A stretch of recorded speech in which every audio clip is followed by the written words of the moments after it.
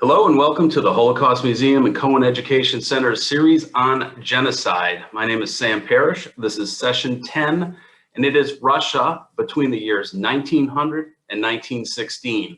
This is going to be part one of Russia / the Soviet Union, and part two will pick up from this 1916-1917 timeframe of the revolution and come forward as close as we can to today. Obviously, the subject of Russia, a full century of history, not to mention just the breadth and scope of the landmass itself is so enormous that it requires being done in two parts. Similar to, if you've attended any of the previous sessions, similar to China, which we broke into two parts. So again, this is session 10 on Russia.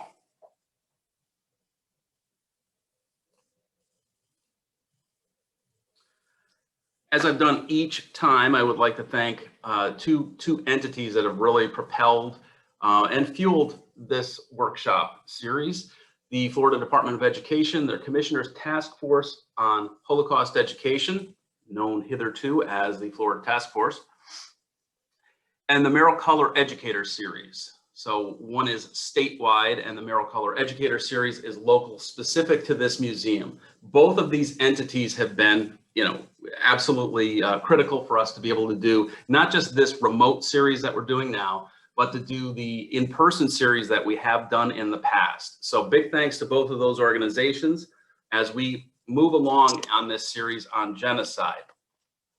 Now, genocide is the overarching topic since this is the Holocaust Museum, but we also draw connections to the other three mass human rights violations, which include crimes against humanity, war crimes, and ethnic cleansing.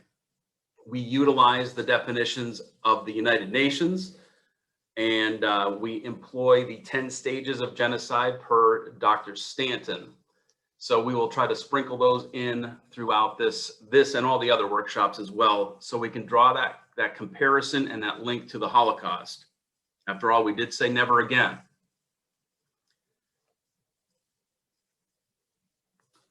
First, since we're talking 1900, I want to set the tone for the century. And in order to do that, we actually step back to May of 1896.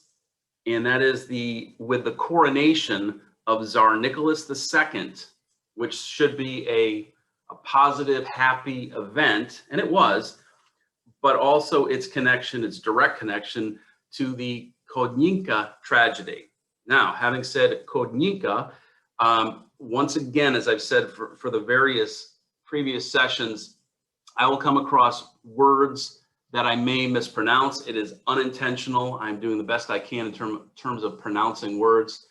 If I make a mistake, apologies for doing so. But, all right, so anyway, we're going to look at this. Get rid of this contraption. We're going to look at the coronation and the Chodninka tragedy. And it does in a way set the tone for the century. I think like most countries, as you come upon that marker of a brand new century, there's hope. Hope for improvement, hope for success, hope for peace. And I don't think it was any different with Russia in 1900. Russia at that point was certainly at a crossroads, as most places were, in history of going from, I think we would say today in March of 2021, going from antiquated to modern. So it was making that transition.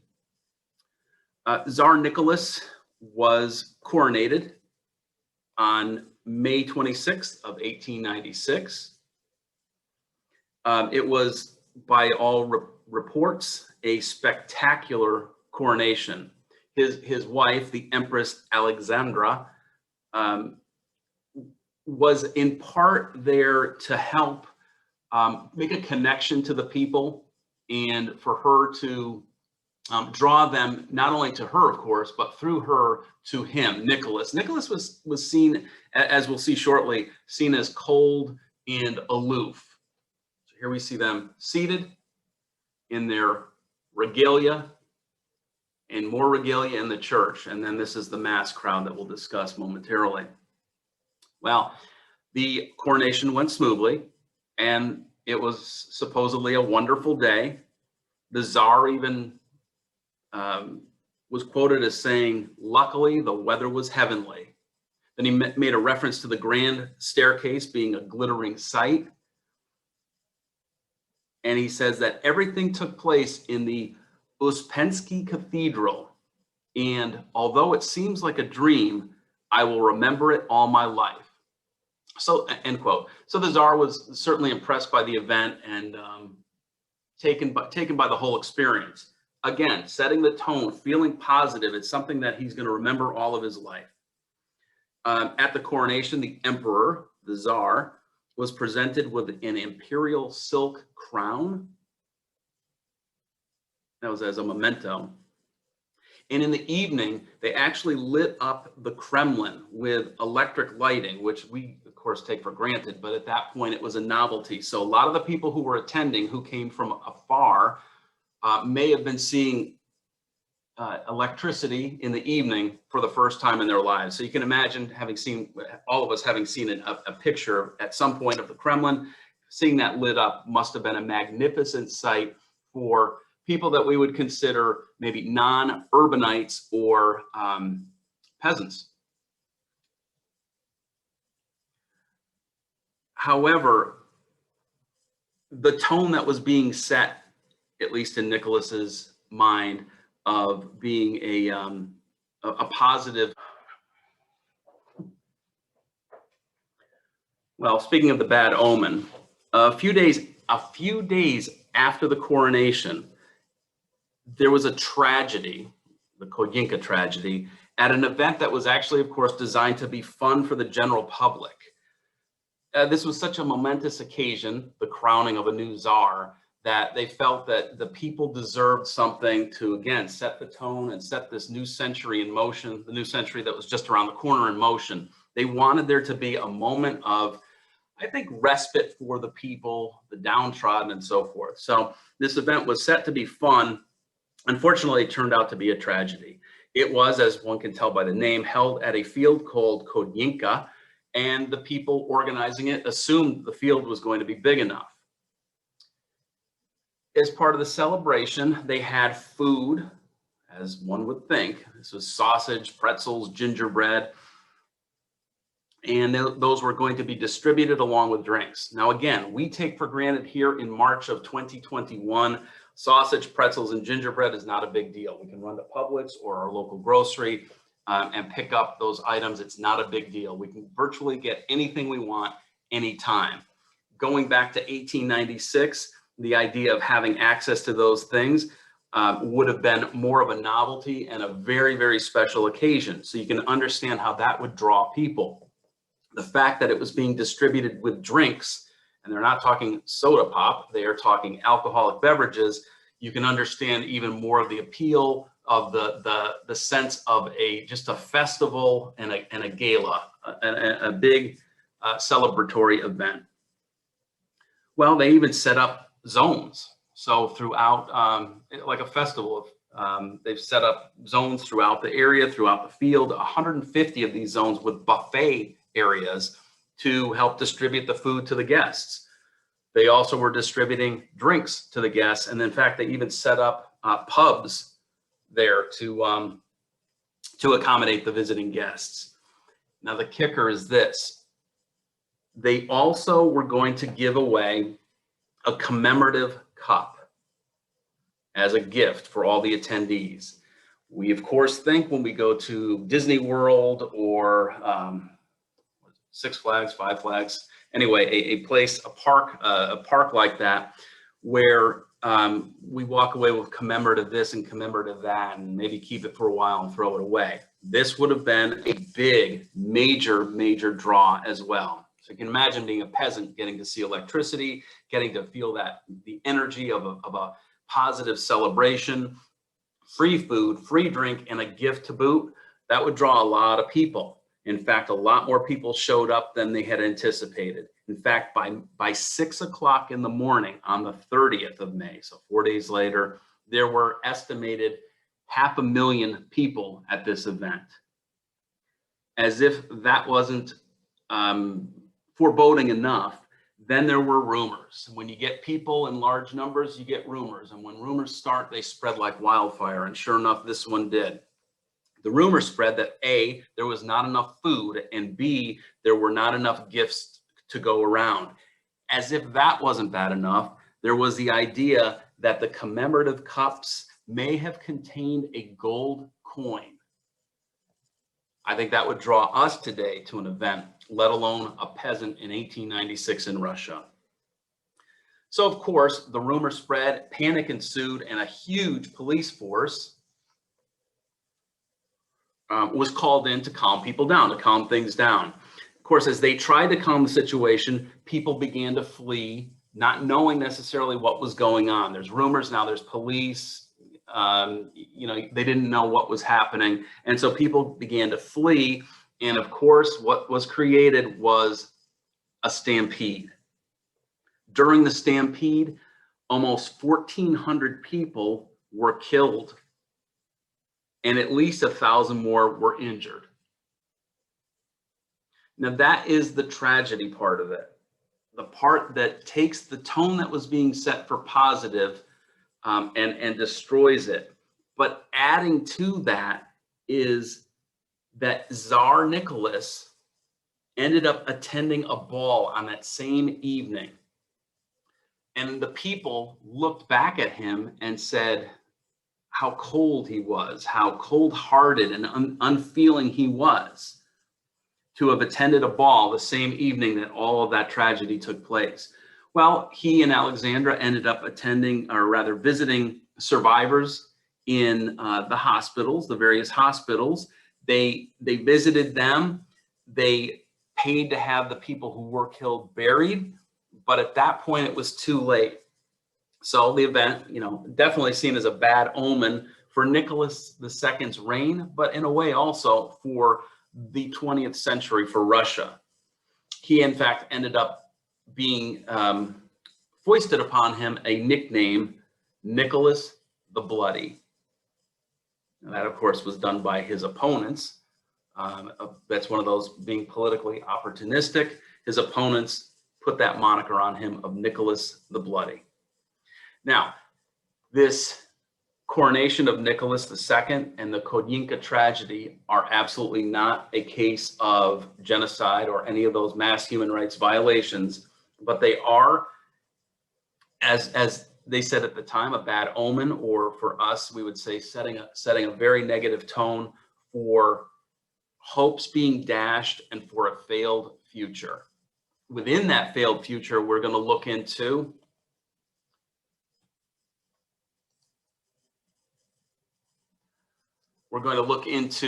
this time frame of Russia, 1900 to 1916, and we're going to look at specific events that will either touch on genocide or crimes against humanity, war crimes, or ethnic cleansing.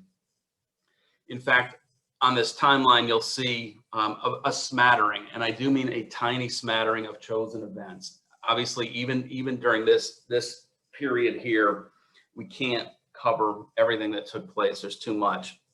We will focus, however, on the 1903, again, pronunciation, Kishinev pogrom.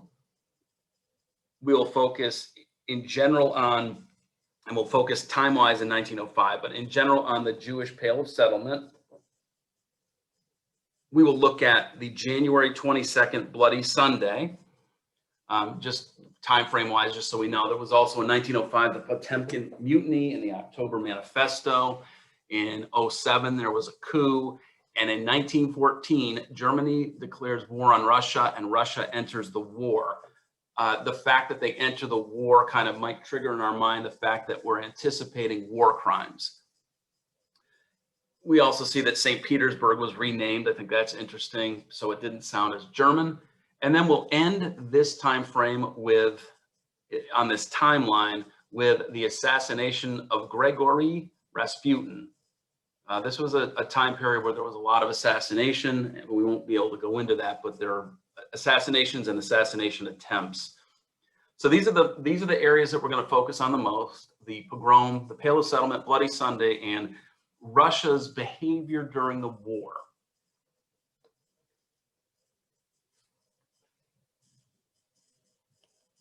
So let's begin on the Kishinev pogrom. So this took place in 1903, and it lasted for less than 3 days. And a relatively small number of people were killed. 49 people were killed. As we try to make obvious throughout this workshop and at the Holocaust, we don't compare pain. We don't compare levels of pain as one being worse than another. And we certainly don't want to compare numbers saying, oh, it was only 49 as opposed to 3,000 or 8,000 or something like that.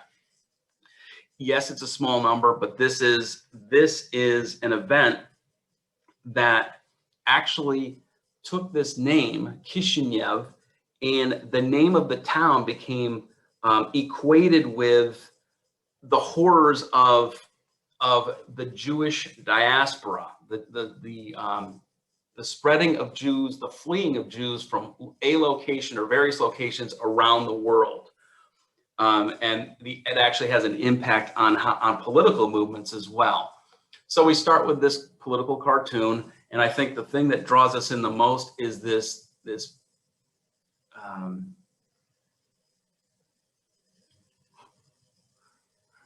word oppression. And here it is on presumably a rabbi carrying this, fleeing, and we see a trail of people fleeing a burning village. Seated up here overwatching or overlooking it is the Tsar, the cold-blooded, the cold-hearted Nicholas the Bloody, depending on who you ask.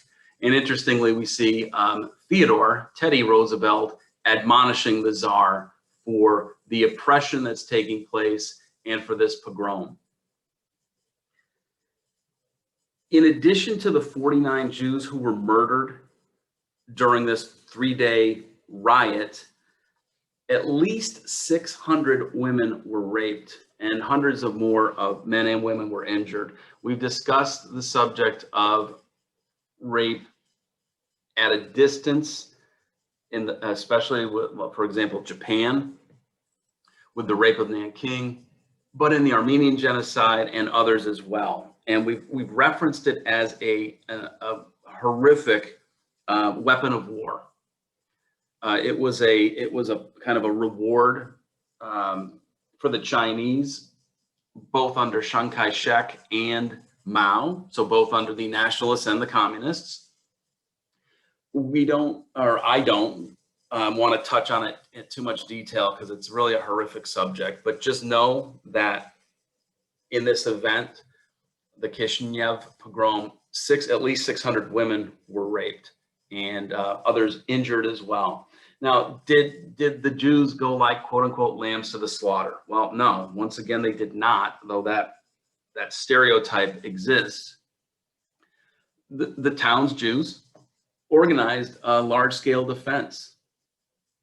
So they did fight back. They were just outnumbered. So back in this time frame, we're talking 1903, this town was home to about 55,000 Jews. That's of a population of 280,000. So a minority, yes, but not a tiny minority like when we think of with Jews in Germany at the beginning of the Holocaust.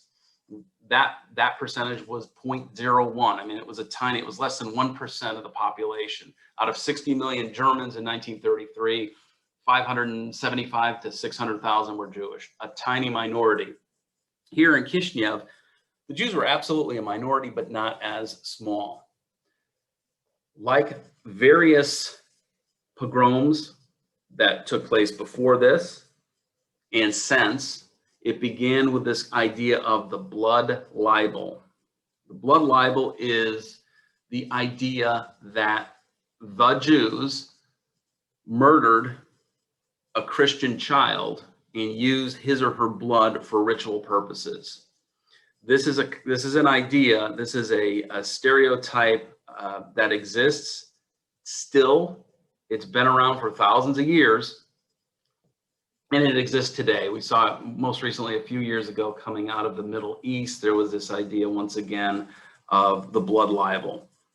So this began, someone made an accusation that quote unquote the Jews had murdered a Christian child for this this ritual. And as if that weren't bad enough to kind of get the rumblings going, there were the intellectuals in the area, those who were anti-Semitic or prejudiced against Jews, kind of stirred things up a little bit. And that included journalists who actually, according to one article, played a kind of a pivotal role in stirring up animosity. So that is the power of the press. The press as an unbiased institution, reporting information and allowing people to make their own decisions is lauded, I think, by most. A biased activist press is something that could potentially be problematic. And we see it right here. The press actually ginned up animosity, even more animosity towards the Jews. And we've seen that throughout history. Their reporting and editorializing actually kind of promoted the idea that it was permitted or even possibly warranted to deal with the Jews in a harsh way. And of course, that meant the fire that we see in this political cartoon, the death that we've talked about, the rape, the injuries, and so forth. This was, interestingly, this was seen as self-defense. This attack on the Jews was seen as self-defense. Where have we heard that before? The whole rationale for the Holocaust was seen as a defensive war, actually, against the intrusion and the aggression of the Jews. So this idea that, I guess, a good offense is better than a good defense, or, you know, strike while the iron's hot, some kind of concept like that. Well, if you say so, here you see the results. Now, I mentioned a strong defense, and there's a story of a group of Jews in a wine courtyard. There were about 250 of the so-called working class Jews, and they were armed with poles, maybe a few guns, but that would have been more rare back then for them to acquire, just because of being able to purchase one. And they were able to fight off the rioters to a degree. But what it ended up doing was backfiring, because the press, the intellectuals, were able to twist it and say that the Jews attacked first. Even though they were in a defensive posture, even though they were hunkered down in an area, they were seen as, at least the rewriting of it, the contemporary rewriting of it, they were seen as being the ones who were creating the attack. In court trials that took place post-pogrom, the Jewish defenders were actually blamed for creating this slaughter. In other words, they brought it on themselves. They deserved it. There's a writer named Chaim Nachman Bialik who wrote a work called In the City of the Killings. And people have referred to this as the most important poem, Jewish poem, since written in the Middle Ages. Do a short quote of this poem. Quote, "Do not fail to note in the dark corners of Kishinev, crouching husbands, bridegrooms, brothers peering through the cracks of their shelters, watching their wives, sisters, daughters, writhing beneath their bestial defilers, suffocating in their own blood, their flesh portioned out as booty. That's according to Bialik. The anarchist, the famous Jewish anarchist Emma Goldman, came to the United States, toured it, and actually did a theatrical production, which I wasn't aware of, a theatrical production of this event, and referenced an undeniable dignity being granted to Jewish victimhood. So different takes on that. Here we see the immediate after effect of the pogrom. These are murdered, innocent victims in prayer shawls. This is prior to being buried.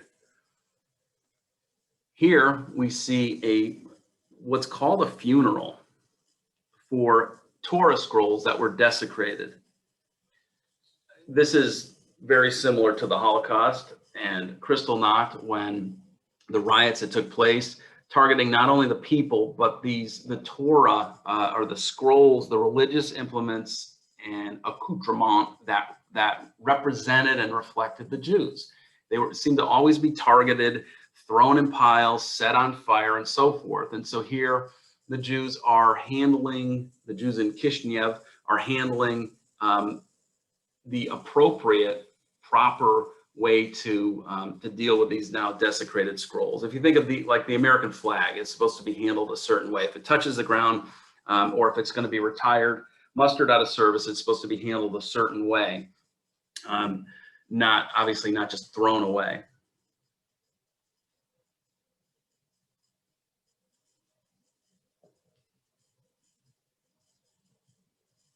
This image that we see on the left was actually seen in newspapers, to my knowledge, throughout the world. I believe that picture spread throughout the world, which is another reason why this event, this pogrom, is considered, up until the Holocaust, considered kind of the, I don't know if I want to say seminal, but the quintessential, no. The event that kind of represented pogroms. And so people, again, associated, when they heard the name of the town, Kishinev, their thoughts immediately went to pogrom. Just like today, when you hear the word Auschwitz, obviously we go to the killing center or death camp.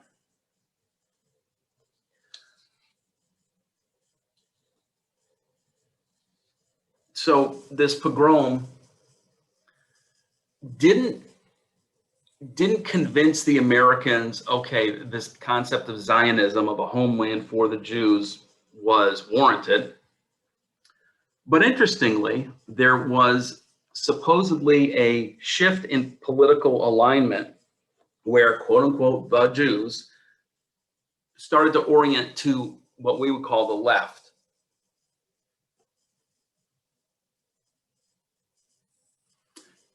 In part because this pogrom was thought to have been actually organized by Russian officials. The research shows that that wasn't true, but it doesn't matter. At the time, people thought that the Russian officials had organized this pogrom, and at the time, the government was considered, quote unquote, conservative, and therefore in today's parlance, we're talking left and right, liberal and conservative. And so, according to this author, his name is Zipperman.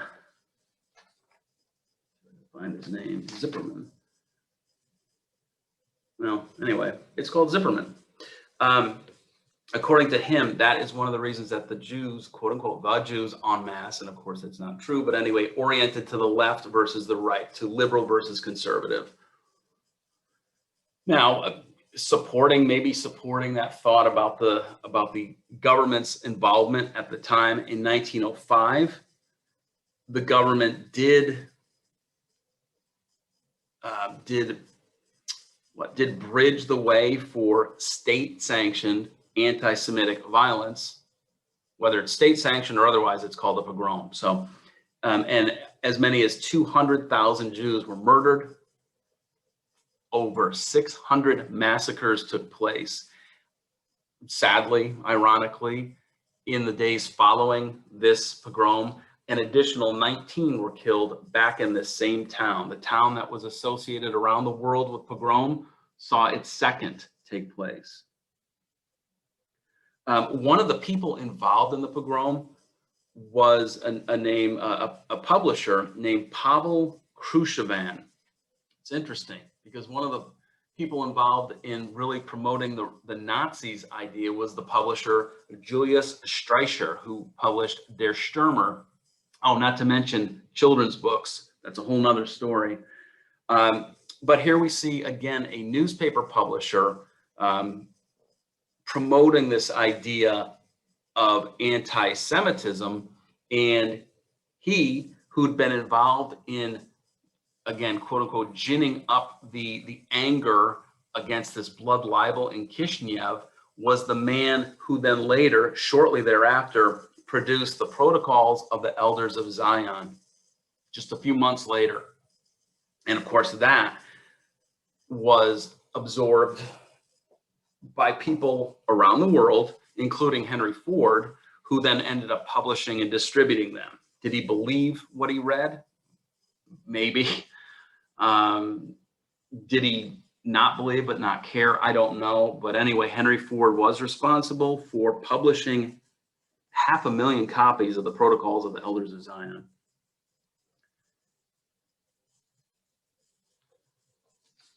So this event, this Kishinev pogrom, is it genocide? Clearly not. It is the death of 49 people, although they are of a certain genus or family. Is it a crime against humanity? Absolutely it is.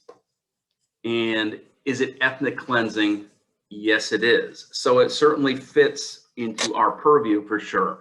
So you can, and by the way, I've mentioned this in previous sessions, genocide, crimes against humanity, war crimes, ethnic cleansing, all kind of leach and meld and undulate into one another. So they cross over. So can we call this ethnic cleansing? I would say so, because one specific ethnicity was targeted. Can we call it a crime against humanity? Clearly, this was an unwarranted murder of people. Is it a war crime? No, that we can differentiate because it didn't take place in the posture of war. And is it genocide? No, it's small in number, although a specific genus or family was murdered, side.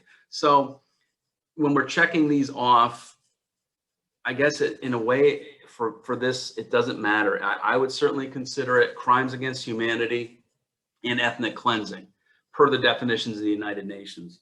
Incidentally, I've mentioned this several times in the past sessions, but ethnic cleansing is the one of the four that is not considered a legal definition. I say each time that I think, despite that, we understand what we mean when we say ethnic cleansing, and that is to rid an area of a specific kind or type of people. And in this case here, obviously it was the Jews. Now, were they trying to rid the area to take it over? Probably not, because this was more of a revenge for a perceived blood libel. So if we had to choose one, crimes against humanity for sure. I think it's also supporting the idea, unfortunate idea, of ethnic cleansing.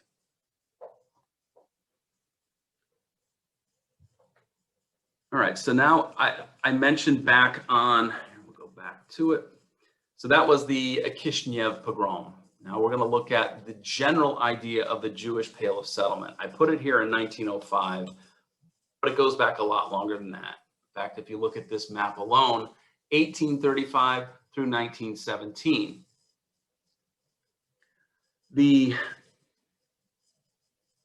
Jewish Pale of Settlement, the term was coined in the, well, you see 1835, in the early, heading toward mid 1800s. The idea of it was that there were village settlements which had become urban. And they were given a designation that I'd not heard of before called townlets. The Jews were granted the legal right of living in them. And if you look at the map, you can see the territory that we're talking about. Warsaw, therefore, into what today we would call Poland. Kiev, today which we would call Ukraine, all the way down to the Black Sea. So we have an idea really between the Baltic Sea, the Black Sea, between Russia, between Germany, and the Austro-Hungarian Empire. So it's that territory that we're looking at.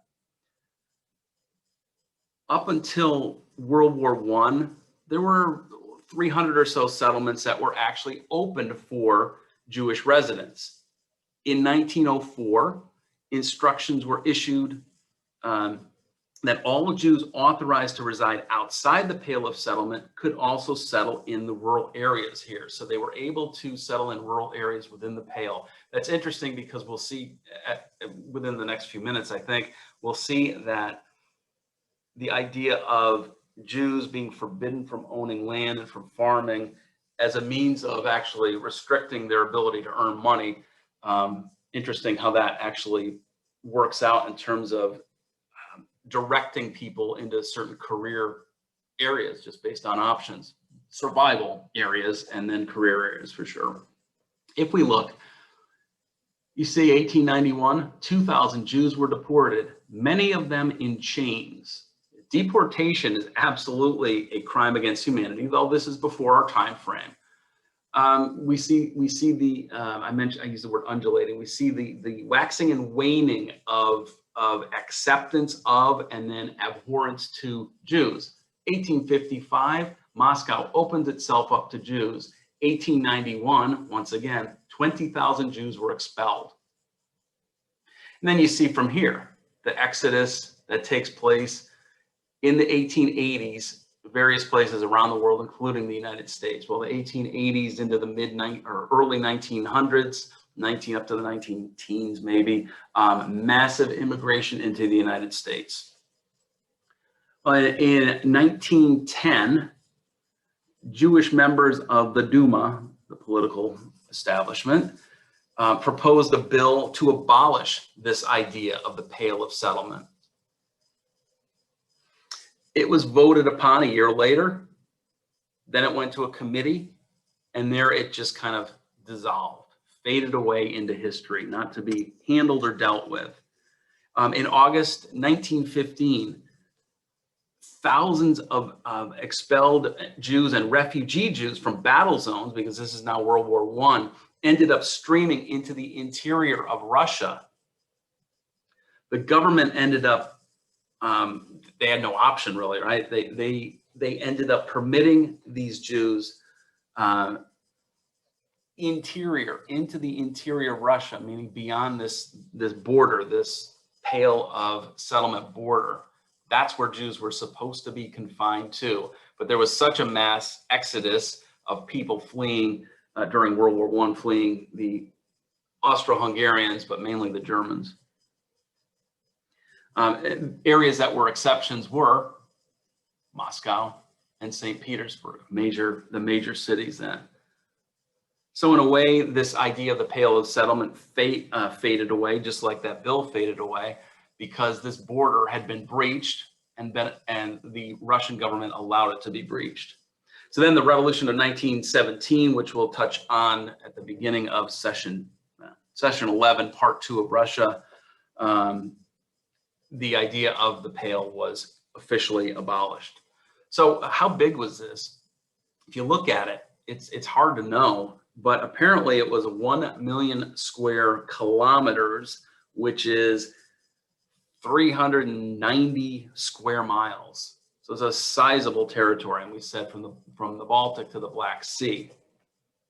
The Jews were a minority, as is typical, in each of these provinces, each and every one of them: Kovno, Warsaw, Lublin, Minsk, Kiev. These are names that we also see we visit during the Holocaust in horrifying and horrific ways. 82% of the Jews who were living in the Pale lived in towns and townlets. they actually ended up forming over a third of the urban population. Once again, they were restricted from owning land, so it makes sense that they would gather in urban areas. In fact, they became the majority in different areas, including, I just mentioned Minsk, they were a majority. And in this Mogilev, they were a majority. And in Grodno as well. So this area right here, they actually were a majority. In the various townlets, again, in smaller towns, all the inhabitants, or an overwhelming majority, were Jewish. And the 10 largest of those communities include, again, names that we see during the Holocaust. So it's interesting how this became a place, this Pale of Settlement drew people. They finally found a place to live. They were, quote unquote, safe, although they were between Germany and Russia, a literal rock and a hard place. So what were these communities that were the largest? Warsaw, which we certainly see. Odessa, which we'll hear of in during the Holocaust. Lodz, L-O-D-Z, which we'll hear of. Vilna, Kishinev, which we just saw. Minsk, and Kiev. Those are Bialystok too, as well, and several others. Many of which I cannot pronounce, but which are not also as critical as we come forward to the Holocaust. But those areas were those towns and cities that I just mentioned. So a direct connection to the Holocaust coming out of this Pale of Settlement. So I mentioned different career options. That's certainly a term that we might use today, but I don't think we would apply it to the conditions or the time frame that we're talking about. But I'm going to speak in today's terminology. Commerce was a big one. Nearly 40% of Jews in the Pale were involved in that. Craftsmanship as well, over a third in that. 70, getting towards 3/4 of people engaged in commerce throughout the Pale were Jewish. And they were Jewish artisans. So what were they doing? Well, tailoring, shoemaking. So we see names that come from these ideas, right? Shoemaker, Schumacher, and career options again, because Jews had been historically forbidden from owning land. And so therefore farming was not an option. There was, as you can imagine, intense competition. If there were 5 shoemakers in an area of a town, intense competition. And the problem, and not the problem, but a result, I think, of it was that you had kind of a caste society formed, or maybe it's just different levels of wealth, kind of like we think of lower class, middle class, upper class, and then divisions within that. There were paupers, and then there were wealthy Jews, and for whatever reason, they didn't seem to integrate within the Pale. That coupled with, of course, anti-Jewish decrees, the pogroms that we touched on, at least with one in Kishinev. What else? Well, it led to this idea of immigration. And I talked about emigration from and immigration to the United States, Britain, Europe, South America, and Palestine as well. Incidentally, here, Kielce, one of our survivors named Abe Price, that's his hometown. That's where his family settled. What was their means of making a living, of income? Shoemakers. During the Holocaust, their small factory and shop, was confiscated by the Nazis. So direct connections to where Jews were living during the Holocaust.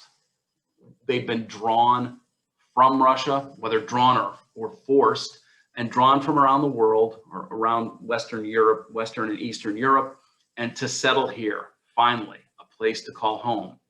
Although, coming around the corner with World War II and the Holocaust, we see Lublin, Kielce, again, Warsaw, Kovno, Vilna, Minsk, Kiev. These are sites of pogroms, of mass murders, of concentration camps, of death camps. So the heritage, the legacy of the Pale of Settlement is certainly mixed, right? It went from home to horror. Now, within the Pale of Settlement, I mentioned different things that certainly would fit under the idea of crimes against humanity, war crimes. I mean, just alone the deportation, again, deporting people, period, let alone in chains, qualifies as crimes against humanity. All right, now, would you like some controversy? Okay. We have this event called Bloody Sunday, and I've created an activity for it. And it's on the topic of Bloody Sunday, which took place January 9th, 1905. First, what we're going to do is watch the full video that you see listed here. It's a YouTube video. It is graphic, and it is about 22, 23 minutes long, and there are advertisements embedded. So I believe you just hit the skip ads part, and it'll move you through a little bit in a more brisk manner. So please excuse the ads. Again, the graphic nature of it is part and parcel of Bloody Sunday. So we're going to watch the video, and then we'll come back from there, and we're going to actually look at the activity that will involve a second video on a second subject on bitshoot.com, and then a third pairing of videos that's back on YouTube.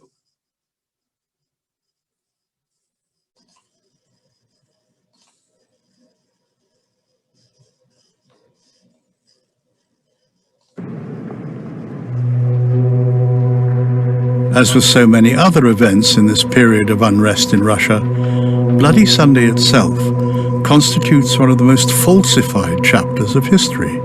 What exactly took place on Bloody Sunday? And what exactly was Nicholas's responsibility for the entire event?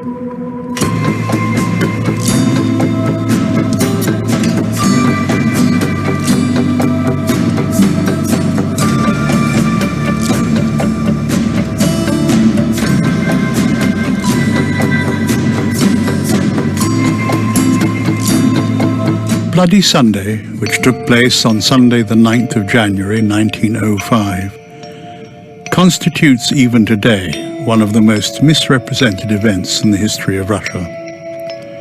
The commonly known and widespread narrative goes as follows. At dawn on the 9th of January, a crowd of workers that were unemployed began to gather with their families in 6 different points of St. Petersburg. Holding icons, church banners, and portraits of the Tsar, chanting hymns and patriotic songs, they set forth in a peaceful march with the Winter Palace as their goal. There they intended to personally present to the Tsar a petition for the improvement of working conditions. Unemployment in all the land at that time had already reached its peak. The inspiration and organizer of the entire event was the charismatic speaker, Father Georgy Gapon, president of the Assembly of Factory and Mill Workers of St. Petersburg. For a long time, Gapon had been rousing the workers with his sermons at factories to assert their rights militantly. At last his labours bore fruit, and thus the march of the 9th of January was organized. A large police and military force had been prepared to deter the crowds that would make up the march. The exact number of demonstrators has never been known. Estimates vary from 3,000 up to 50,000. When the march began, security forces had gathered at various points in the city. They instructed the demonstrators to disperse, but without result. At some point, the security forces opened fire on the unarmed multitude, so that many were killed, and even more were wounded. The number of dead also remains unknown to this day. Eyewitness accounts vary from 40 up to 1,000 dead. The result of this tragic event was general indignation against the Tsar. Nicholas was not father to his people anymore, but their murderer.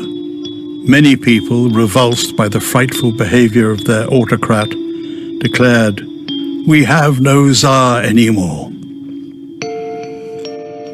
The things that took place on Bloody Sunday have been accepted in history as an undeniable fact for nearly an entire century. However, as with so many other events in this period of unrest in Russia, Bloody Sunday itself constitutes one of the most falsified chapters of history. From the beginning, more than any other event, Bloody Sunday has been set forth as the banner of communist propaganda. Lenin even undertook the production of a film that depicted the so-called crime of Bloody Nicholas. Unfortunately, the period of Bolshevik dictatorship succeeded in etching what it desired in the consciousness of the people.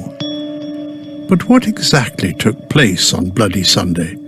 And what exactly was Nicholas's responsibility for the entire event?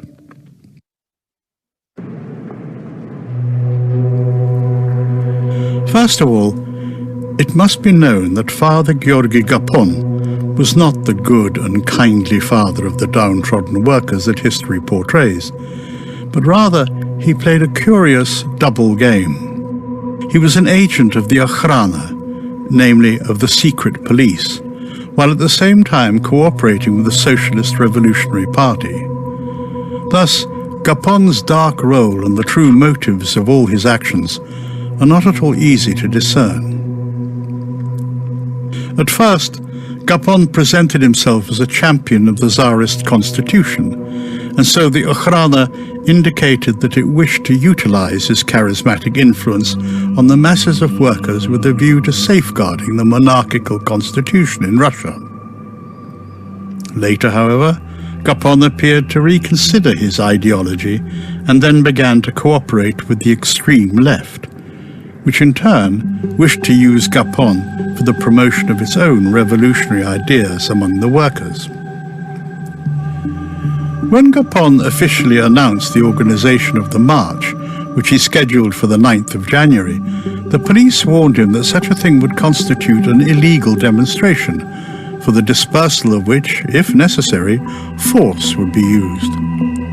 Furthermore, they informed him that the Tsar would not be at the Winter Palace at that time, thus it would be impossible to accomplish the demonstrators' purpose of handing over their demands to Nicholas in person.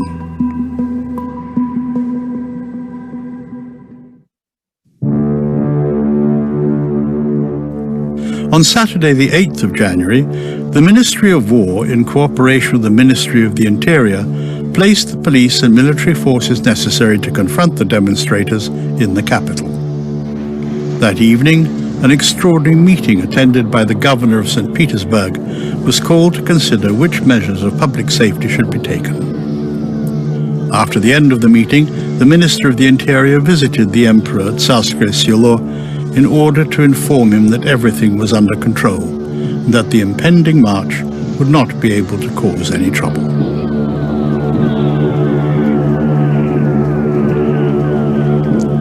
Why did Nicholas not remain in the Winter Palace to receive the demands of the workers? The reason was the fear of yet another attempt on his life. These fears were absolutely justified, and their grounds for this were not theoretical. A frightening event had taken place only a few days earlier during the blessing of the waters on the day of Epiphany. Some of the rifles fired during the celebratory greeting of the feast were not loaded with blanks as intended, but, quite strangely, contained live ammunition. The bullets wounded several of the bystanders and broke many windows in the neighborhood. Some of them passed directly over the head of the emperor. The crowd and the police began to run aimlessly in all directions, causing great confusion and panic. However, Nicholas did not move one step from his place.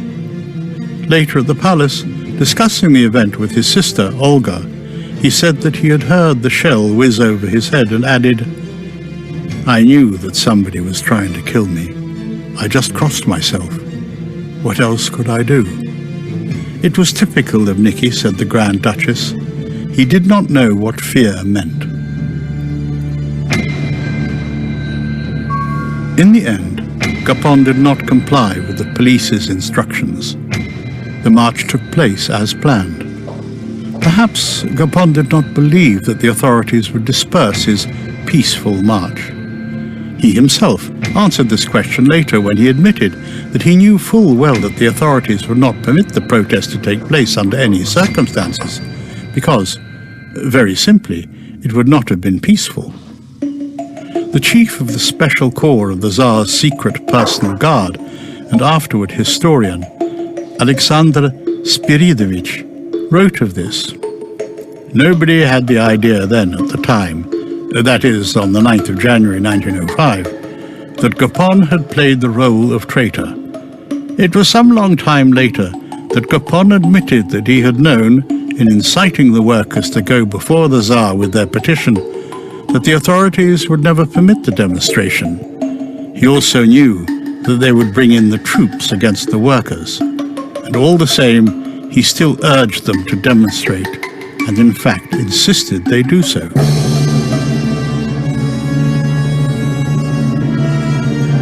A great number of workers were members of the Socialist Revolutionary Party, and even though the party did not officially take part in the demonstration, many of their members participated in the march.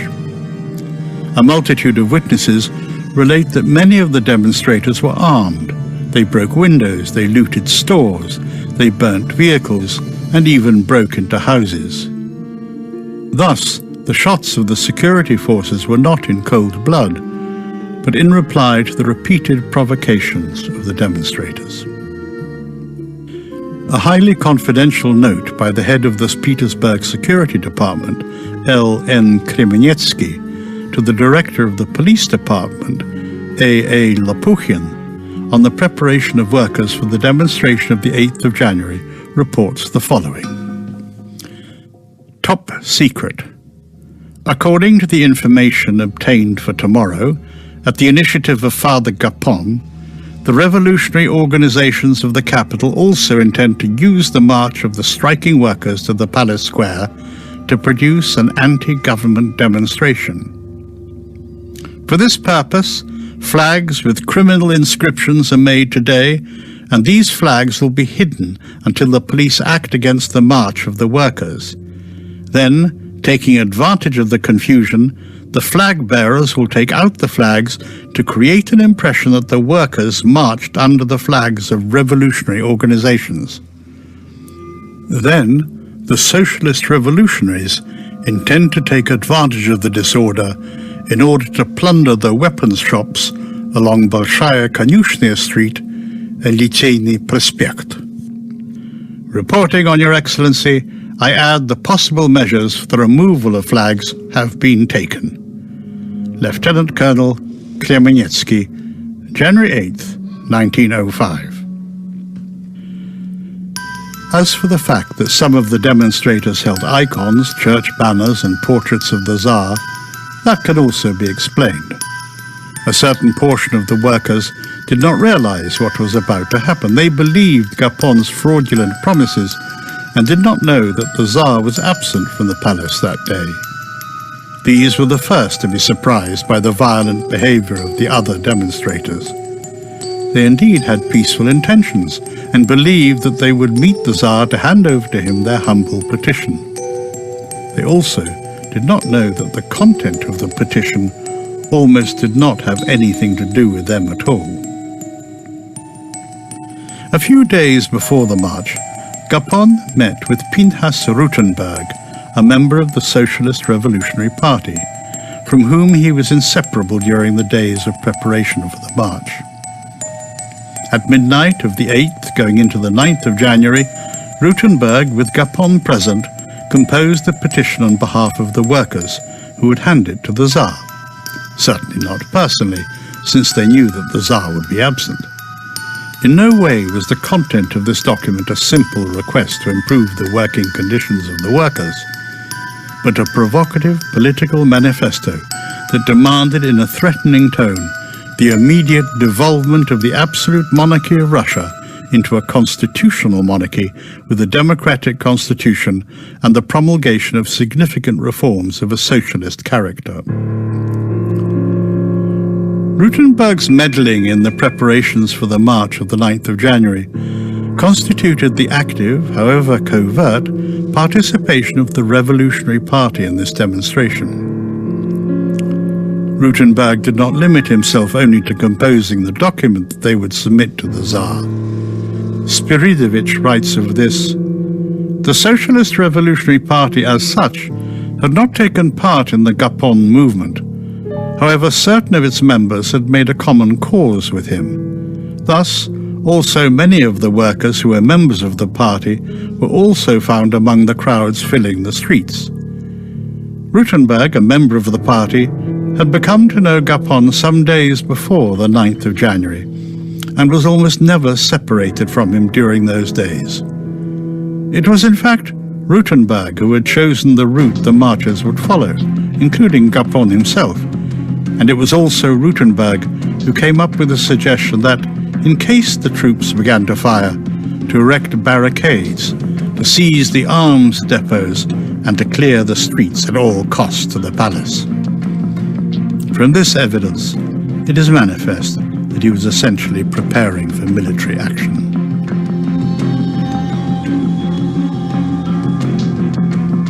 What in the end was the purpose of the march that Gapon organized?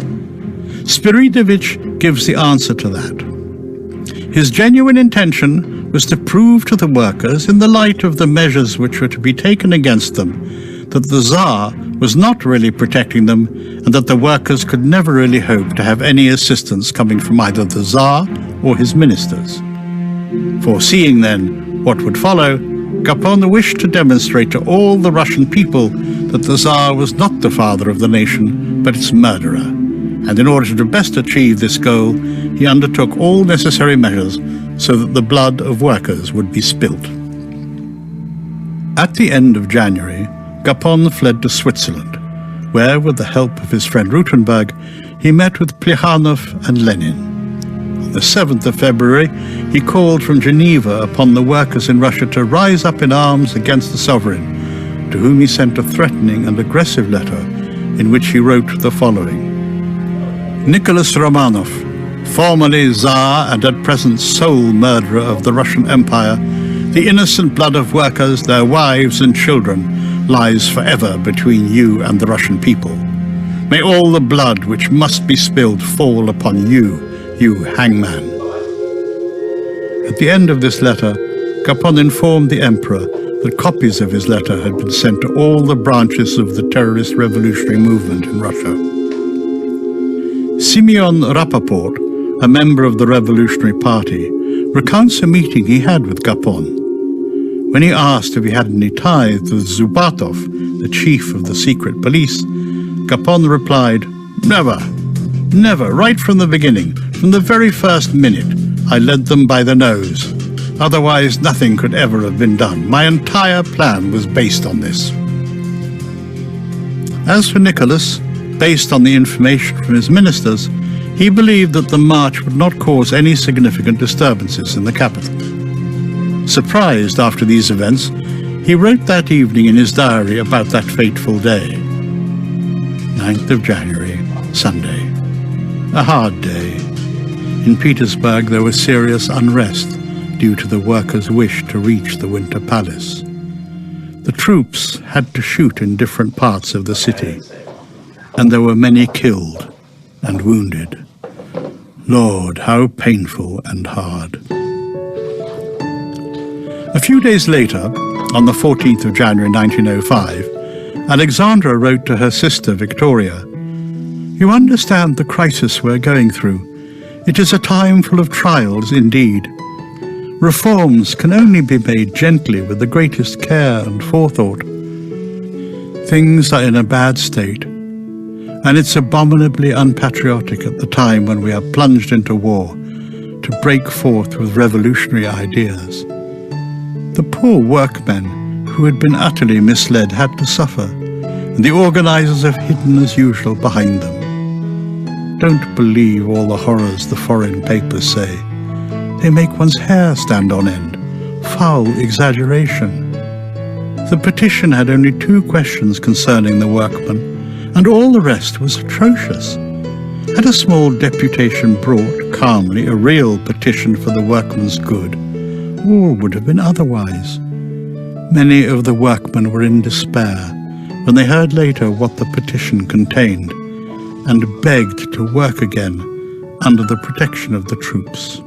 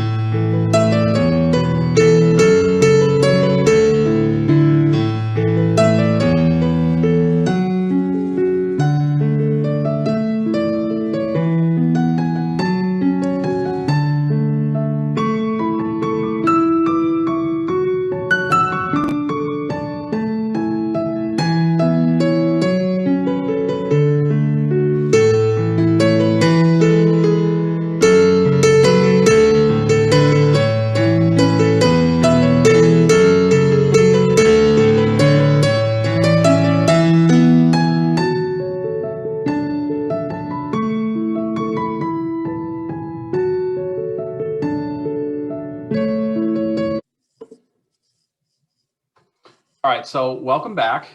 This is the activity that I stated, which was to watch the video, which we just did. Now, I put this each time because this is a potentially very controversial activity. That the conclusions, the language used, not that it's swearing, but just the meaning behind some of the terms, the terminology itself, these belong to the authors of each of these videos. There may be controversy. There's definitely a graphic nature, and the videos are intended for 16 or over until you've watched them and determined if they're good to show to students or if there are portions that are good to show to students. I'm going to skip down to number 3. Part number 3 is watching these 2 YouTube videos on the Reichstag fire. This second one here is completely optional, and it's something that you would want to run by common sense and run by your administration. And it deals with the, depending on how you look at it, how one looks at it, as the insurrection that took place at the Capitol in the United States on this January 6th, rather, of 2021, or the protest. We see that idea of terminology being on either side throughout the riots and or protests and events that have been taking place in the U.S. for the last year or so. And so it goes with this. We certainly could do the activity with Bloody Sunday and the Reichstag fire, avoiding a whole lot of controversy. And what the activity is centered on is a timeline of events. So the students would create a timeline of events for Bloody Sunday, watching the video and then finding through the internet, finding a timeline, to create a timeline. Along the way, adding a glossary of important names of people involved, specific and important dates and times, and any terms that come up that are new. They would then want to do the second, optionally, using the video on BitChute. And again, that is the author's findings, the author's terminology, the author's assessment and analysis, not mine. But it's interesting to use that as a comparison to Bloody Sunday, and then possibly to compare and contrast with the Reichstag fire, bringing those 3 separate events together that have sort of a common theme or common feel to them, might be of interest, and it's relevant. It brings the events from history to today.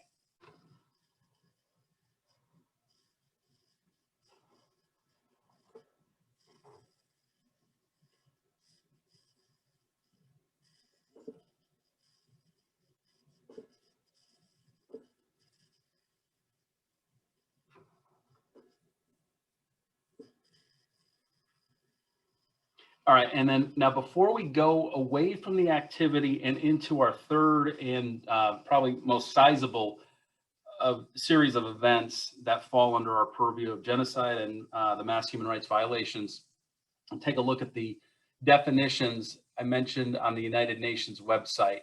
One in particular that I've mentioned is crimes against humanity. There's some background information on it. Here is an important point. Grab the annotator. Okay, so here's an important point. Crimes against humanity, the crimes themselves have not been codified into a dedicated treaty of international law, unlike genocide and war crimes. Nevertheless, we see kind of an outline here of what constitutes that. And of course, murder, not surprisingly, is one of them. Now, it's in the context of a widespread or systematic attack directed against any civilian population. Does Bloody Sunday constitute a widespread or systematic attack? Possibly. Is it against a civilian population? Absolutely. Was there death and or murder is the interpretation part. So we can apply that as well to the Reichstag fire and events around it, and maybe even the January 6th insurrection / protest. All right, but now what we're going to do is enter our final, if you recall, we were looking at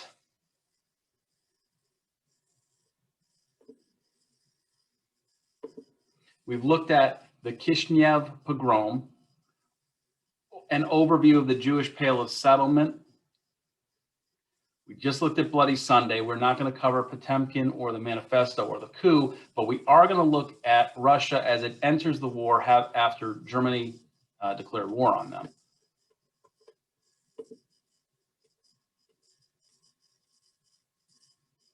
All right, so here we are with Russia.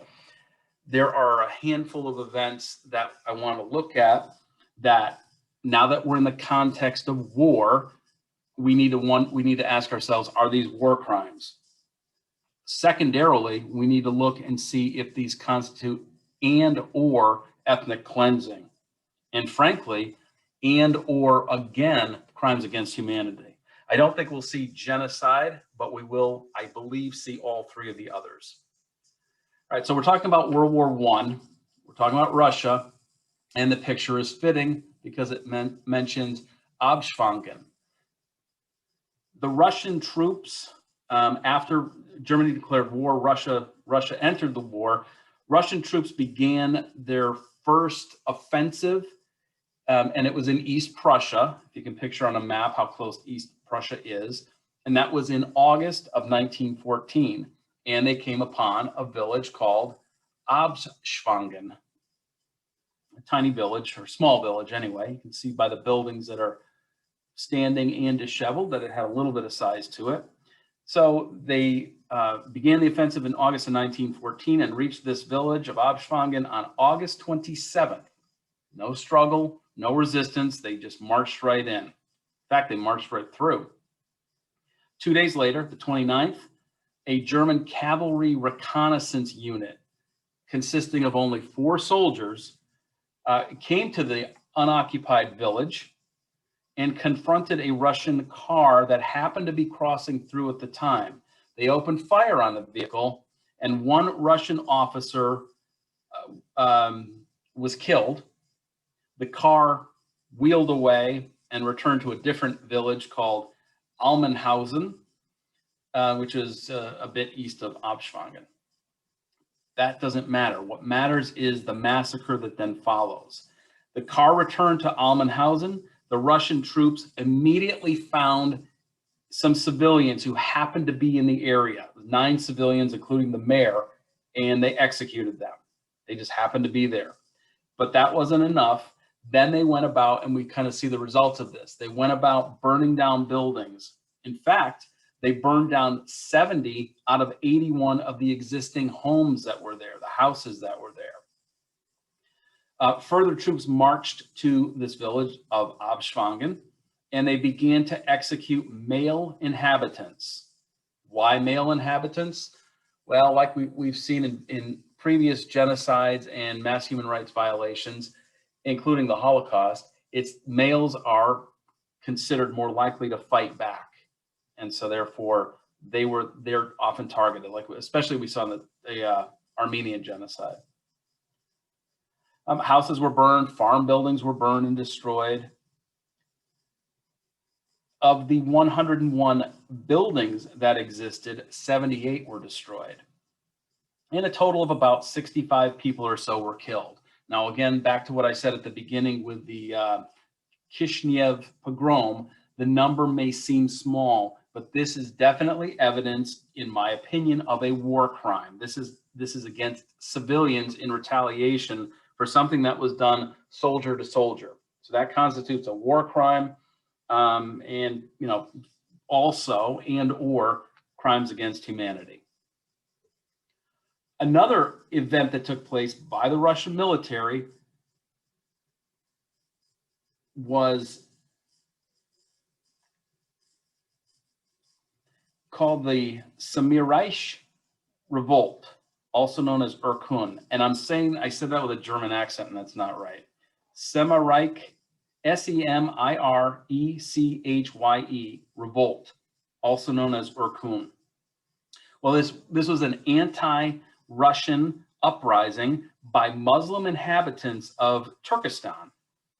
And it was sparked because of the idea of conscription of Muslims into the Russian military service. Conscription is another one of these topics that we see that comes up in war crimes.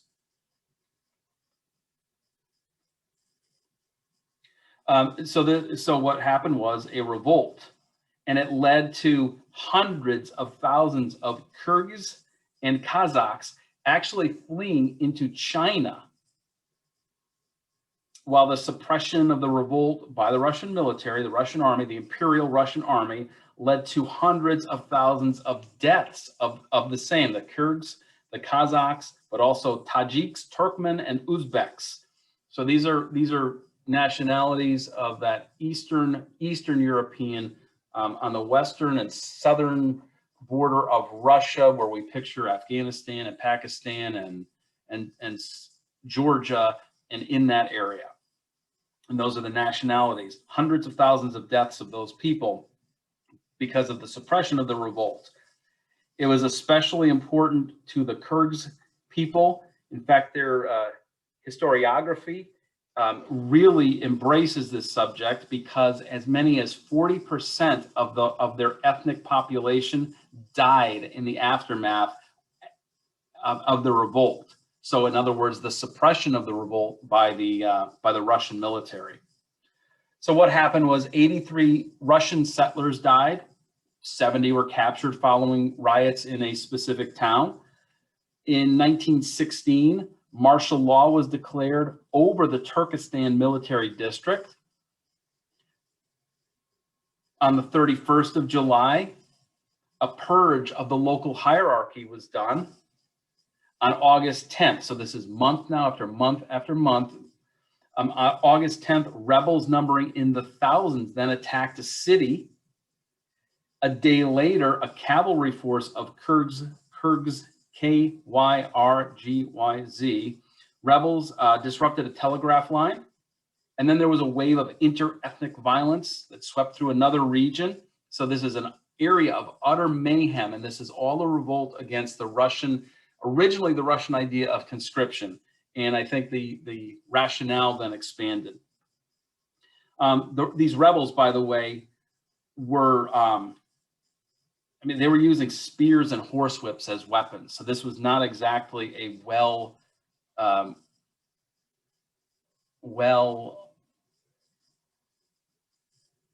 supplied force. Other villages of Russian immigrants, Cossacks, and workers were burnt down by the insurgents. So this is not just a one-sided thing. The people who are revolting are burning and pillaging and killing as well. In one area, over 6,000 Russian families suffered some sort of property damage, and nearly 3,500 were lost and or died, which means they were either kidnapped or murdered outright. In some places, the uprising was led by religious people, including some who called for a jihad or a holy war. One of the first, in fact, was called for a holy war against the, quote, infidels. He was an imam in a mosque in a village called Zaamin, Z-A-A-M-I-N. Anyway, along the way, that man's force, the man who called for the jihad, killed any Russian person that they encountered. So now that was the revolt side of it. How about the suppression side of it? And this is where the Russian part comes in. This is where the war crimes part comes in my opinion. As a response to the revolt, 30,000 soldiers, including Cossacks, armed with machine guns and artillery, were actually diverted from the Eastern Front and sent to crush these rebels. That means you have a well-trained, well-equipped military now fighting people who, like I mentioned, had spears and whips. By the end of the summer, so we mentioned August, by the end of summer of 1916, the rebellion started to wane. In fact, on the 13th of December, 1916, on December 13th, 1916, Alexander Kerensky convened in the Russian parliament a way to propose segregating Russian and local settlers. In fact, he was quoted as saying, this will give you an idea of how the Russians looked upon these other people, quote, "How can we possibly blame a backward, uneducated, and suppressed Aboriginal people so dissimilar to us for having lost patience and committing acts of revolt for which they immediately felt remorse and regret," end quote. By order of the Turkestan Governor General, military courts were established, trials were done, death sentences were given to all the rebels who took part in the uprising. And so this became a campaign of collective massacre of those Kyrgyz civilians and any insurgents. And this was all done by Tsar Nicholas II's military. The settlers, of course, participated.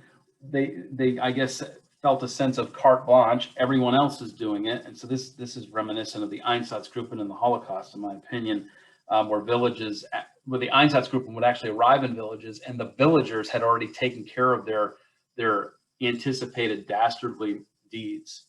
So the settlers participated, and it was in part as revenge for what they had suffered at the hands of the insurgents.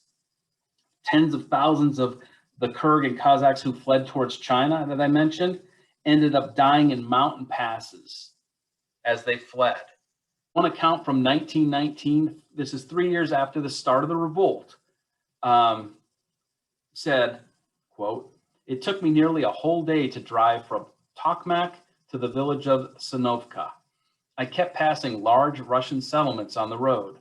Then Kyrgyz villages completely ruined and razed literally to the ground. Villages where, but 3 short years previously, there had been busy bazaars and farms surrounded with gardens and fields of lucerne. Now on every side a desert. It seemed incredible that it was possible in so short a time to wipe whole villages off the face of the earth with their well-developed system of farming. It was only with the most attentive search that I could find the short stumps of their trees and remains of their irrigation canals.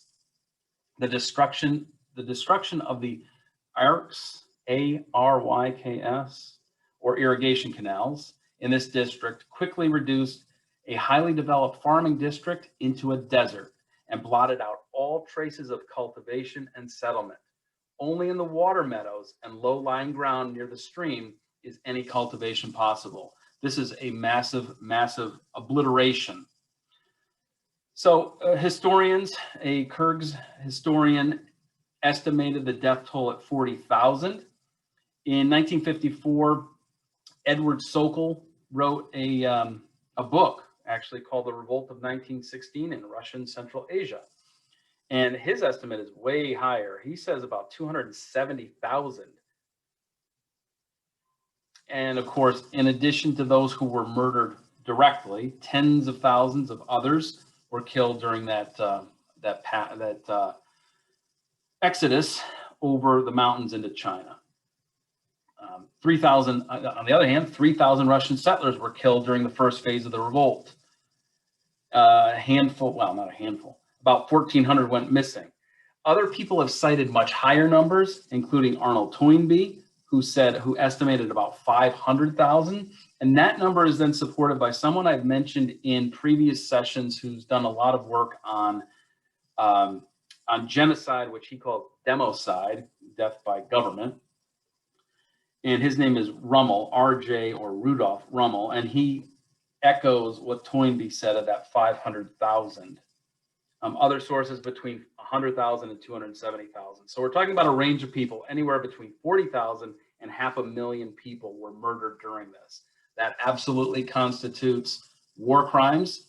It may very well have been motivated in part by an ethnic component, therefore ethnic cleansing, and was certainly an and/or crimes against humanity. This, as you can see, is remembered by the people.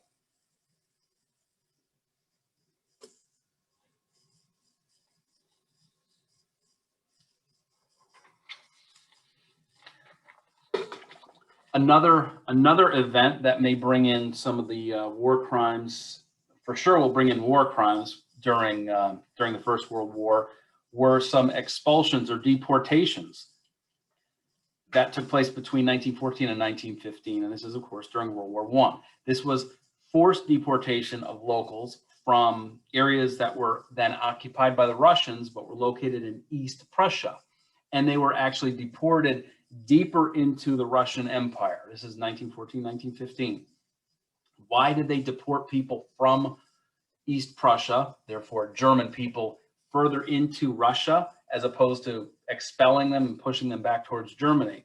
Well, they wanted to reduce what they saw was potential espionage and other types of resistance behind the Russian front. Since the Russian front had moved, these were people who were actually behind the front, and they wanted to avoid that. So as many as 13,500 people, including children and the elderly, were deported to where? To Siberia. So when I say into Eastern Russia, deep into Eastern Russia. Of those, say, 13,600 or so people, only 8,300, or almost half, returned home after the war. The conditions were brutal. So the German army was, of course, focused mostly on the Western Front, and the Russians were actually ended up occupying almost all, or 2/3 anyway, of Prussia. But then the Russian successes started to wane, and that was pretty quickly early on in the war. The Russians were defeated at the Battle of Tannenberg and therefore retreated, yet they counterattacked. And then they actually captured 1/5 or so of Prussia. They were stabilized there, but then there was a second battle of the Masurian Lakes. They once again counterattacked and attacked. As they did, the chaos actually were accompanied by mass population movements in different directions. As the front moved, people moved in different directions, either away from the front, towards the front, or behind the front. Local Prussians evacuated deeper into Germany, but there were also deportations deeper into Russia, to Siberia. Contemporary estimates of the refugees into Germany were placed at 870,000 people driven from East Prussia.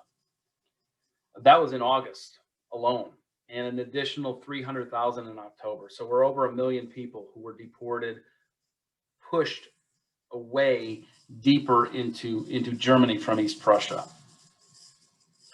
The Russians, by experience, deeply distrusted the German populations. So even before the battles began, the military was actually issued an order to treat every male citizen of the German Empire and the Austro-Hungarian Empire who was between the age of 18 and 45 as a civilian prisoner of war. So you're arresting civilians who were of fighting age, but nevertheless civilians. So that's a violation of war crimes. To prevent that espionage we talked about, they had to be deported out of Europe, out of Russia, or out of the European area that was controlled by Russia. Whatever. In East Prussia, Russians suspected a lot of civilians to be involved in resistance, and that ended up leading to further deportations. So the people were herded. How were they transported? They were transported on foot. All right, so I mentioned deportation several times. How were they deported? Well, on foot or using requisition wagons. Where to? To train stations. So the requisition wagons is reminiscent of the Armenian genocide. We talked about that. And on foot is reminiscent of various genocides, including, of course, the Holocaust. Interesting. A parallel, or a precursor actually, to the Holocaust. So the people were taken to train stations and then packed into cattle cars, where they went on journeys that were, in some cases, weeks long, deep into the interior of that massive country of Russia. So the conditions ended up being deplorable. I mean, many were deported without having any basic necessities: money, food, warm clothing. Most or many of them didn't speak Russian. They didn't have any legal papers to prove their identity. The Russian government had no plans to provide food on the journey. So you're taking people on a journey up to weeks long without providing food. And when the people arrived, if they arrived alive, there was no plan for housing at the destination, not even a rudimentary prison-like housing. There was no care, of course, no medical care was given. And of course, not unexpectedly, many deportees died on the journey or shortly after arrival. They arrived at the destination, and the living conditions and the treatment varied from place to place. Some of them were forced to work in mines or doing railway construction. So these were prisoners or slaves. In others, the people actually had to obtain work permits before they could actually go out and find jobs. So that was a little bit more of a resettlement concept, at least temporarily. In other places, the deportees were treated as prisoners, plain prisoners, and kept behind guard.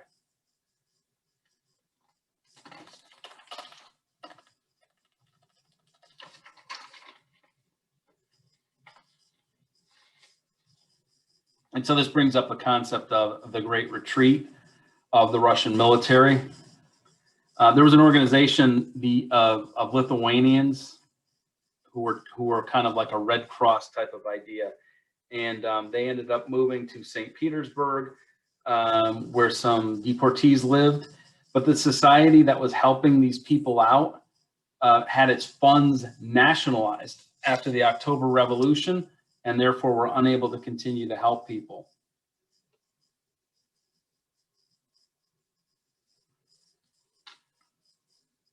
As an example of what this Lithuanian organization found, a group of 1,300 deportees were spread out in one district. The Lithuanian Care Unit that I've discussed registered 8,000 deportees, created 3 shelters for 55 orphans, 4 shelters for elderly people, approximately 150 people, and even created primary schools for students. So conditions varied depending on who was doing the care. If it was the military, frankly, if it was the Russians or the Russian military, the Russian government or the Russian military, or a private aid organization. It seems like the Lithuanian Care Group provided much better care than did either the Russian military or the Russian government. Nevertheless, we have forced deportations, we have horrible conditions, we have a cattle car or box car for transport, we have people dying, apparently we have orphans, so therefore we have parents dying, children being orphaned, elderly people being transported as deep as into Siberia. This is another example of war crimes, and this is during the Russians' retreat, which we'll examine next, the Great Retreat. Here we see the Great Retreat. We see 2 examples of the results of the Great Retreat. And We see a bridge that has been destroyed, and we see a family of peasants who are on the razor's edge of survival or not, in terms of simple things like food and water. So the Great Retreat was a strategic withdrawal. This was as early as 1915. So the Russians withdrew from areas that we would see again during the Holocaust and World War II, Galicia and Poland.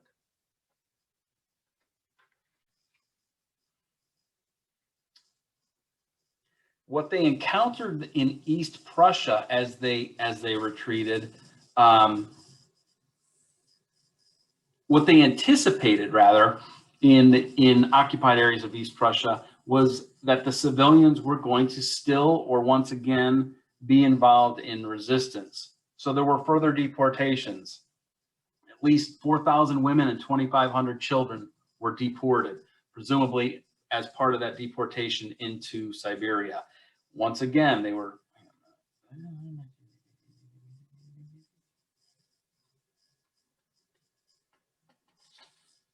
oh, for fuck's sake, hold on. Okay, the Great Retreat, the strategic withdrawal of the Russian Imperial Army in 1915 from the Eastern Front. So they actually began to yield a salient of territory that included what we would see in the Holocaust, Galicia and Poland.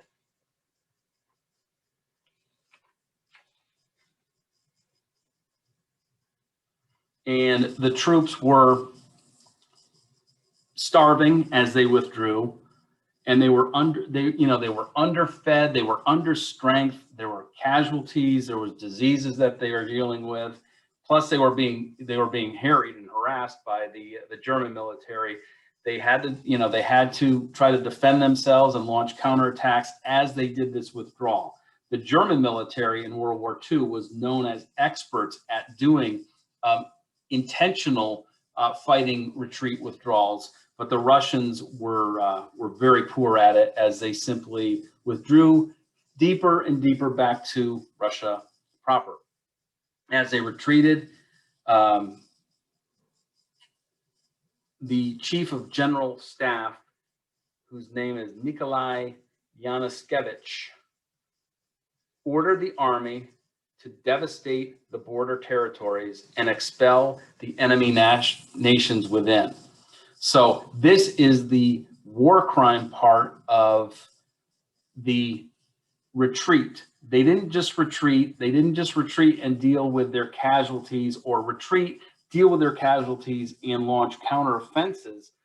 They actually ended up doing what this Yanushkevich ordered, which was to devastate border territories, expel the enemy. So the Russian authorities launched pogroms. These were pogroms against German populations. Any Russian city that they came across and they found a German population, they launched pogroms. They massacred Jews, of course, in those towns, in other villages, and ended up deporting, 500,000 Jews and 250,000 Germans deeper yet into the Russian interior. A pogrom, as an example, on June 11th, a pogrom began against Germans in Petrograd. With over 500 factories, stores, and offices looted, mob violence unleashed against the Germans. So this is one of those things where it had now expanded well beyond the military. This is when the civilians felt that carte blanche, that tacit approval or maybe outright approval to become a mob and to revolt and to exact justice, and also to, frankly, to steal. The Russian military actually regarded Muslims, Germans, and Poles as traitors and spies. They differentiated that from the Jews, who they considered to be politically unreliable. Nevertheless, Muslims, Germans, Poles, and Jews were targeted along the way during this Great Retreat. That gives you an idea of the ethnic makeup. Not that this was ethnic cleansing, but that there was definitely an ethnic ethnic component to these during this Great Retreat.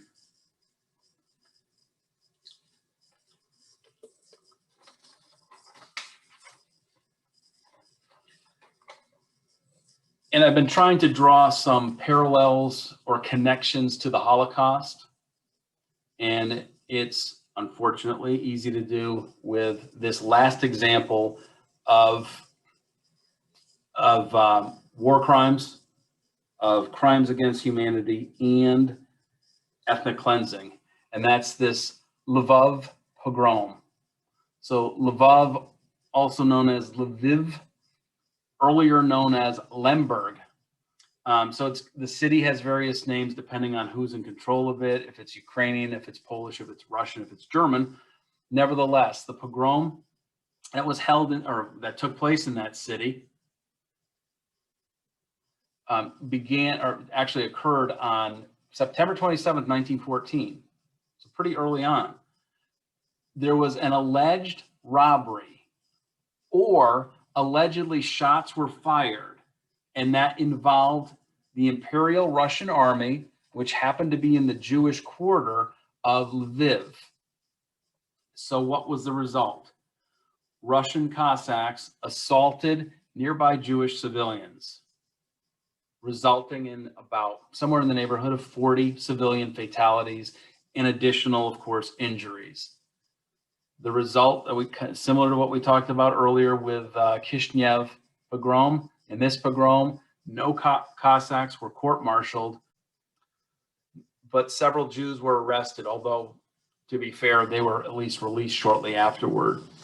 So we see the Russians setting the tone, since I mentioned setting the tone with Nicholas II, setting the tone for a century of what's going to be growing violence. So this period, 1900 to 1916, involving war crimes, involving crimes against humanity and ethnic cleansing, as horrific as this is, including pogroms, war crimes, and more, just sets up what's going to occur in the next session on Russia, which is part 2. So now we're going to take a look at where they fit on the tracker. If you've been here, if you've attended any of the other sessions, you'll know what I mean by the tracker. If not, never fear. I'll do a brief overview of it. Never fear, I'll do a brief overview of it. What I've done is set up a tracker beginning with the Cambodian genocide and then running through Mexico, Yugoslavia during World War II, Yugoslavia in the 1990s as it dissolved, the Armenian genocide, and then China, as mentioned, in 2 parts because it was so sizable, Japan during World War II, and then here we are with Russia. In each case, I've given a name for the overriding event. So for example, in China, it was the People's Republic of China established, the Cultural Revolution and Mao's death. With Japan, I called it Inhumanity on Display because it included the medical experimentation of their secret medical units. Here, since I mentioned it early on with the coronation of Tsar Nicholas II, I called it Setting the Tone. And then the second section within this 1900 to 1916, I call pogroms, coups, assassinations, and more, to give it just an overview of what we expected to see. So setting the tone, this took place in 1896, earlier than our time frame. The system of governance, or the responsible party, was the emperor of all Russia, and that's the case all the way through to 1916. In each case, I've placed that system of governance on what we would consider today's left-right paradigm. So trying to compare it, trying to make it fit into, as best as possible, today's left liberal or right conservative, left Democrat, right Republican paradigm, so we can grasp it. I'm not saying it's 100% accurate, but so we have an idea of where it might have fit. In this case here, we have an emperor. So that, in my opinion, doesn't meet either of our polls on the paradigm today. We can see that we've had the Japanese, who are actually National Socialists, and they kind of fit on both sides of the paradigm. Communists we typically associate with the left. Nationalists we typically associate with the right. So you can see how that's worked in the past. But for our cases in Russia, at least between 1900 and 1916, really can't place them anywhere on the left-right paradigm unless we want to plunk them smack dab in the middle. The name for the country. Well, in our case, Russia didn't matter, nor did it matter the Empire of Japan. But there have been periods, for example, early on in China, under the nationalists, it was the Republic of China. Under Mao and the communists, it became the People's Republic of China. So I update the name if there were different names. In this case here, Russia remained as Russia. A big question we've been asking is about authoritarianism or totalitarianism. In this case here, an emperor absolutely is totalitarian. My point of having this column is that whether we've seen people on, in this case here, both the left and the right, people on the left, people on the right exclusively, no matter what, as we go through these long lists, we see an awful lot of totalitarianism. And these are under these types of governance. This is when we're seeing the genocide, crimes against humanity, war crimes, and or ethnic cleansing. My point is that possibly it's not as much the left-right paradigm that's the issue, but the presence or lack of authoritarianism / totalitarianism. Next in line, we ask, who is the political military leader? So in China, under the nationalists, it was Chiang Kai-shek. Under the communists, Mao Zedong. Post Mao's life, it became Deng Xiaoping and a whole bunch of others, including as of right now of March 29th, 2021, Xi Jinping. We see for Japan, we see various, and here we have Tsar Nicholas carrying through all the way. Keeping in mind it's 1916, 1917, we may see a difference. Approximate numbers killed under Tsar Nicholas during that coronation period. Those are not, as tragic as that event was, those are not applicable to him or his system of governance. It was a tragedy, and I think that as tragic as it was, that doesn't reflect on him directly or his government. However, under Nicholas, with the pogroms, events that took place in the Pale of Settlement, and during World War I for sure, hundreds and hundreds of thousands. In each case, I've asked the question under each of these parts of the reign of whoever's in charge, was it genocide? And we see, no, there's not, thankfully, as much genocide as we might have thought initially. Here we see the Armenian genocide, although that is a controversial topic, it is considered a genocide. Here in Serbia, yes, we see genocide. But for the most part, there hasn't been genocide. So that's good. However, the next column over is crimes against humanity. And we've virtually across the board seen a yes for crimes against humanity. Were they committed under Tsar Nicholas? Well, between 1896 and 1900, I'll just say probably, because the odds are good of it. Absolutely, crimes against humanity took place under Tsar Nicholas II. Whether he was aware or not, it was under his reign. So that did take place between 1900 and 1916 under the Tsar. Were there war crimes? Well, again, 1896, I don't know if there was a war specifically going on for the Russians. However, between 1900 and 1916, specifically during World War I, absolutely war crimes. We just saw 4 or 5 different examples of it. Was there ethnic cleansing? Again, probably, but I won't put that on Tsar Nicholas at that time period.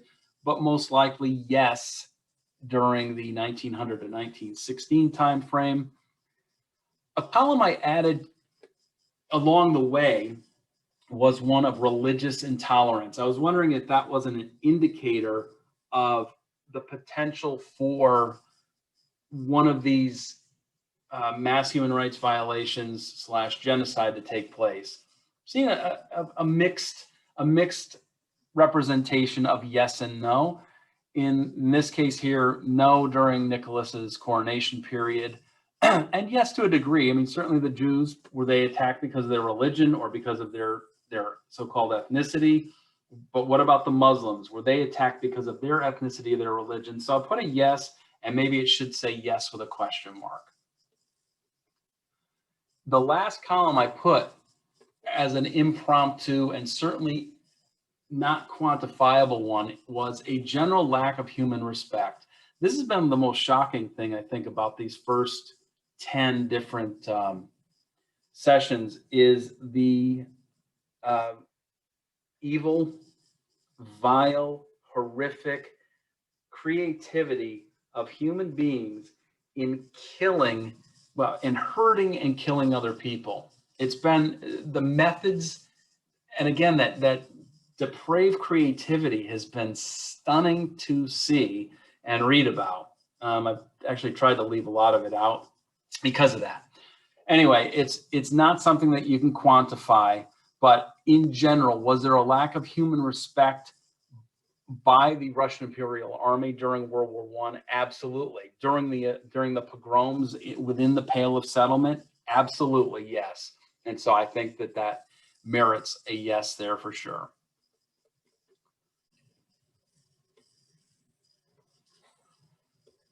All right, so before I end this, before we go, I once again want to thank the Florida Department of Education, their Commissioner's Task Force on Holocaust Education in the Merrill Color Educator Series. We're going to pick up next time, Russia Part 2, 1917 to as close as present as possible. Obviously, that huge swath of time, I'm going to have to once again select 3, 4, 5 different significant moments and create some activities around them. Apologies for only having one activity with this. Typically do have between 3 and 6 activities that a teacher can take and apply to their classroom. This was just, for whatever reason, a little bit more difficult to create an activity other than the Bloody Sunday one. As always, I want to thank everyone for their participation. I ask that you, if you wouldn't mind, there's a session attendance form in the folder where you found this video and where you'll find the activity. If you wouldn't mind filling it out, it's 4 or 5 questions: name, which session you attended, the date, and just some sort of feedback. If you let me know.